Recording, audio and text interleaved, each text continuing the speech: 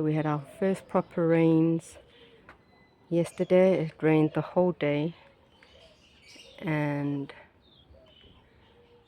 the seedlings have just popped up and doubled. So you can see how big this guy has grown within like a day and a half. This is the cucumber.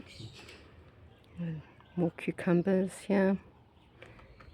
And then got some melons. This is the moon and star.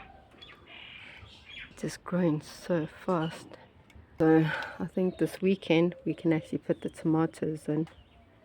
We've got a whole bunch of different varieties of tomatoes.